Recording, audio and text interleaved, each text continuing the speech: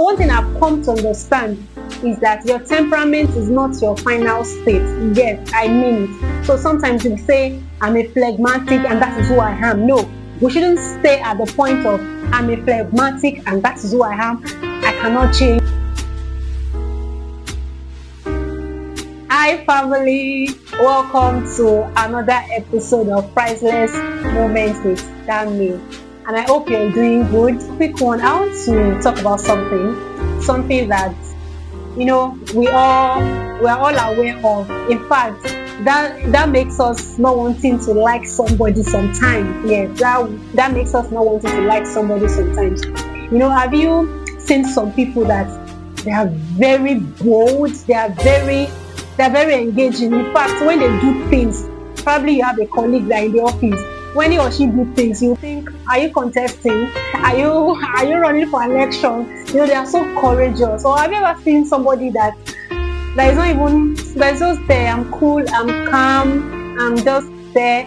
And sometimes when you are of a particular personality, you might not really like your opposite personality. We have different personality. We have the we have the choleric, we have the sanguine, we have the melancholic, we have the phlegmatic, and we have all those things. And sometimes, for example, you can be a choleric and you are married to a phlegmatic, and you be like, a choleric is always bold, courageous, wanting to take a leadership role, very bold. And probably you're a woman and your husband is not a choleric. Probably your husband is a sanguine, or your husband is a phlegmatic. Let me say, probably your husband is a sanguine. And you'll be like, in all this conversation I'm saying, they're just laughing. They're just catching cruise with me. In the real sense, the man doesn't want to catch cruise with you. It's just his personality. Or probably you are a choleric or you're a phlegmatic, you married a choleric. You'll be like, why you always stop? Life is not this stop now. Why are you always wanting, calm down. And it happens, it affects relationship, it affects friendships, it even affects marriage. And I want us to talk about those temperaments in this episode and how it can make you better. So let me quickly run through the personality types and the example. So for choleric, like I said earlier, the cholerics are very bold, confident, don't take leadership role. Once you give them what to do, they are giving you back an action plan, how to execute it. They are very good when it comes to execution. Sanguine, life of the party. They are very jovial. They are very, in fact, excitement. Say, oh my God. When they come into a room like this, everywhere will just lights up because of their presence. They bring smile to people's face. When you have the phlegmatic, they are very calm, they don't want trouble and all that. So all those temperaments are there.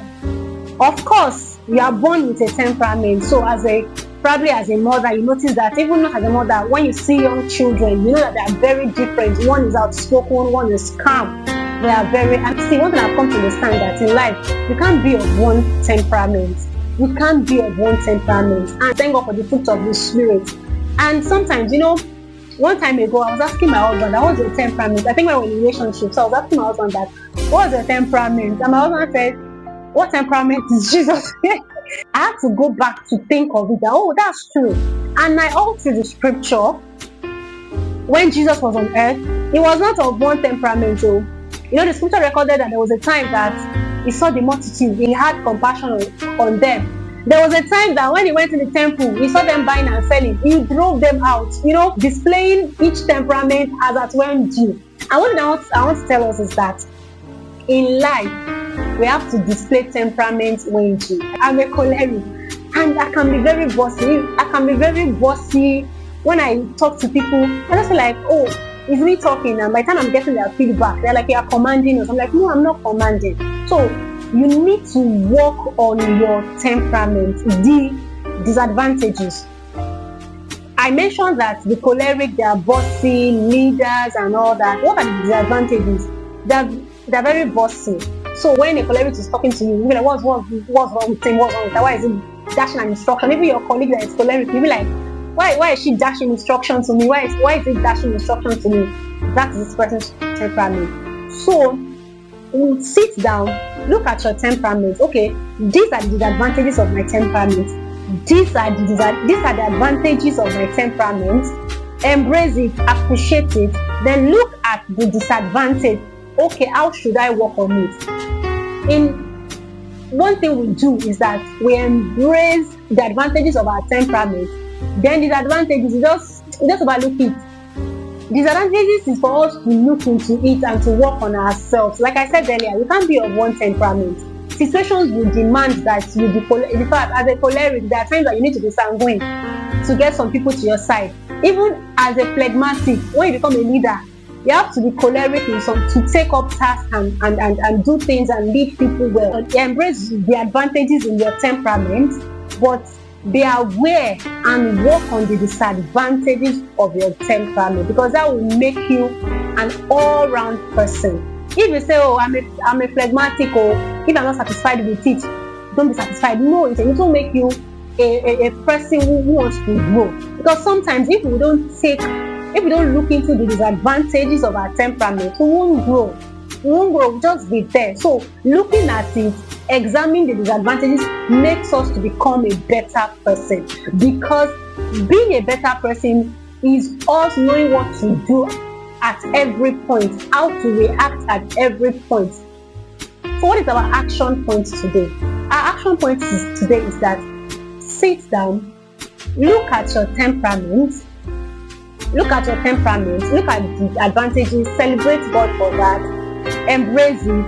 Also look at the advantages, look at how well you can manage it. This week, pick one thing. Okay, if you are phlegmatic and you think that I'm not taking as a phleg, I'm too calm, I'm just too calm. Okay, how do I become active in some areas? Probably I have to work, because sometimes you might need to give your input, your contribution at work. Because you are calm, they won't even know that you have things on the inside of you. You have solutions, but because I'm just calm, I'm a calm person, I don't want to talk, but you have to talk at that moment. So look at it on how to become better, on how to work on yourself. In the comment section, drop your temperament. I want to know your temperament in the comment section. If you are choleric, just say you are choleric. If you are sanguine, melancholic, phlegmatic, and mention one particular. In fact, this week, just decide that, okay, I'm going to work on one particular disadvantage of my temperament, and I see you grow. I see you become a better person, because I said it that you on this channel that we're going to be growing together,